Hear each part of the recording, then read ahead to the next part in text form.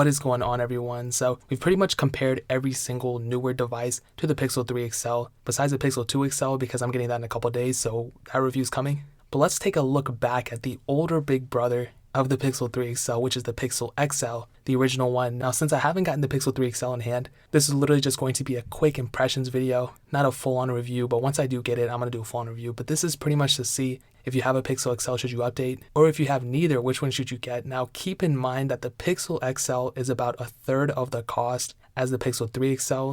I've seen some of these go for around $150 to $200, even less than that, so this isn't really that expensive of a device anymore. Now, looking at them, you would probably assume that the Pixel 3 XL looks better because of the no notch and whatever, but dude, I can tell you they pretty much look exactly the same. The Pixel 3 XL might have kind of a bigger screen, kind of a little bit, but the notch just really throws me off and I really don't like that. However, the Pixel XL has a lot of bezel around it, but still it looks a little bit more streamlined in my opinion. It doesn't look as goofy as the Pixel 3 XL. That's the one word I would describe the Pixel 3 XL is just goofy looking. But that doesn't mean it's a horrible phone. There's a lot of things. Actually, there's almost every single way the Pixel 3 XL is a better phone. And one of the things you might not even know is that the Pixel XL really didn't have any like water resistance or dust resistance. It might have like handled a splash of water here and there, but really it wasn't like, didn't have any IP67, IP60, nothing. However, the Pixel 3 XL is IP68 dust and water resistant, so that is a humongous advantage for the Pixel 3 XL right there.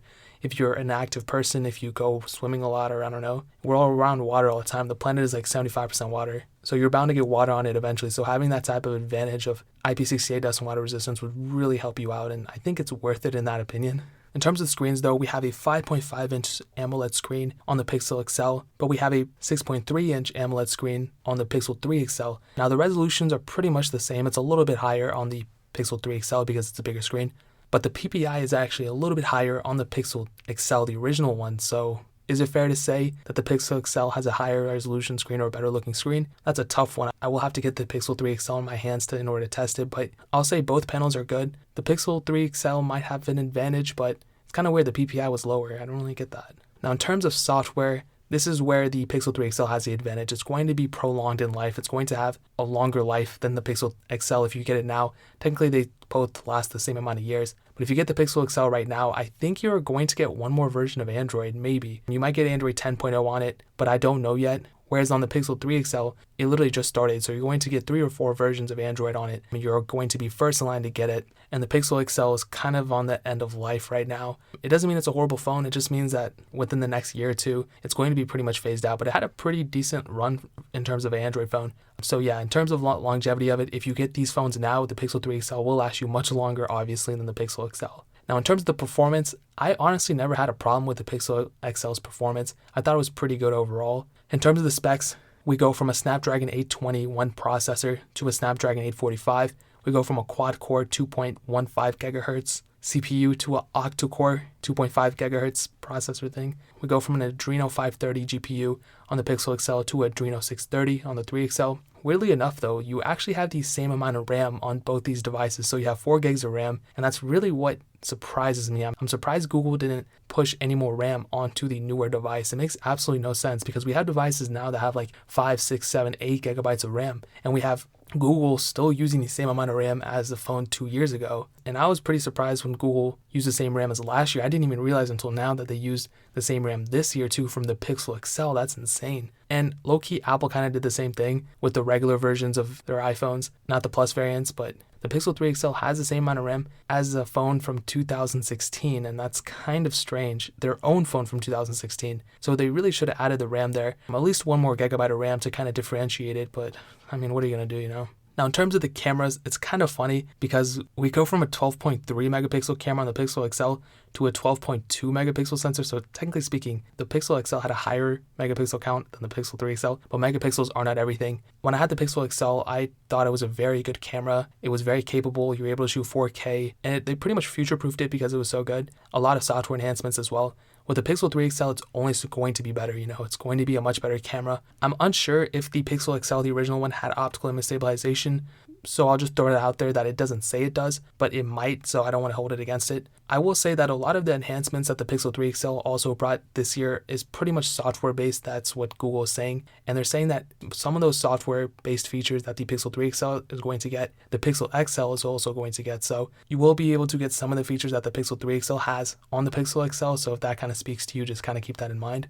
But it does kind of sadden me again that we still have these same video resolutions as well. I mean, if you have such an amazing camera, you can at least add a couple more video resolutions like 4K at 60 frames per second, 1080p at 240 frames per second. Me personally, I'm never even going to use those things, but it's kind of nice to have because just because I don't use them doesn't mean other people are not going to use them. And I mean, iPhones are able to shoot 4K at 60 frames, and a lot of other phone manufacturers have already pushed that. So I don't know why they don't do it. It seems like they're just kind of reusing some of the specs from last year or the year before, and just kind of going with it. It's kind of weird. I don't know why they do that, but they're not the only ones. Now, in terms of the front camera, it seems like that's the biggest push they did with the Pixel 3 XL, and that's why it has that humongous notch, is to hold another camera. So we go from an 8 megapixel sensor to two 8 megapixel sensors on the Pixel 3 XL. Both front cameras are going to be good, but the Pixel 3 XL is going to be much better. You actually have a wide angle lens, which is why the secondary lens is there, and it actually adds a humongous feature, and I actually like that a lot. Now, did they have to make that notch that big? I guess we're going to have to wait for a teardown or something like that for us to see it, but it seems kind of unnecessary. I think they could have made it look a little bit better.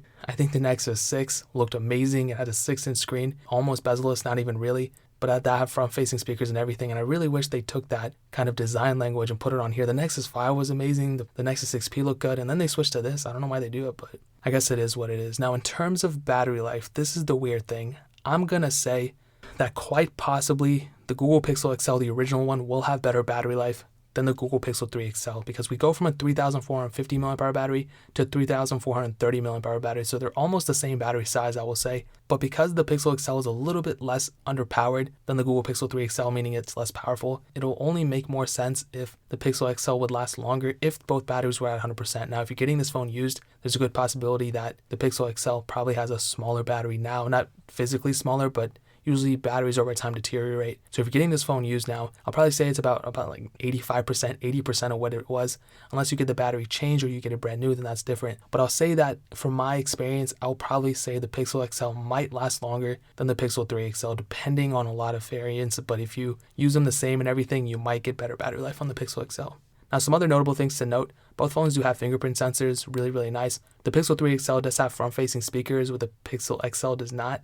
Kind of a disadvantage there, but again, it's up to you whether you like it or not. The Pixel XL also has a headphone jack where the Pixel 3 XL does not, but they both use USB Type-C though, and that is pretty much it. And I'll say that I don't have a definitive answer right now which one you should get because I don't have the Pixel 3 XL. But what I can say is I don't think the Pixel 3 XL is like a 3 times better of a phone than the regular Pixel XL based off the prices. So I'll say that yes, the Pixel 3 XL probably is the better phone overall, but I don't think it's 3 times the price. If you don't have a Pixel XL, you have like a Samsung Galaxy like S3, or you have like a LG G4 or something like that, you want to upgrade, yeah, the Google Pixel XL will be a humongous upgrade from those phones. But the Google Pixel 3 XL will technically be longer too. But just keep in mind, if the software is one of those things that's distracting you and you don't want to update because of that, you can always go and flash a custom ROM on the Google Pixel XL. That's always an advantage of going that route, but it's really up to you guys.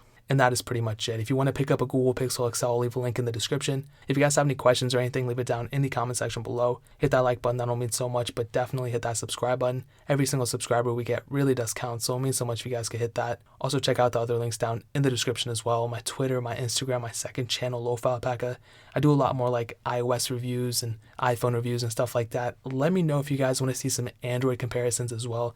I want to take a second. I've been trying to do some Google Pixel 2 and Google Pixel 1 reviews and all these other type of speed comparisons. If you guys want to see like a Google Pixel 2 versus an iPhone on like iOS 12 or something like that, or like an iPhone 10, let me know because I'm going to go ahead and try to do those, but I just don't know if you guys want to see that on the second channel. I might be able to do it on this main channel too if you guys want to see it, but it really just depends on that. I was really waiting for monetization to be enabled on that channel for me to like officially start posting, but it's under review now, so I already hit all the criteria and everything, so we're just kind of waiting on that. But yeah, guys, but definitely subscribe to that channel. That is also linked down below.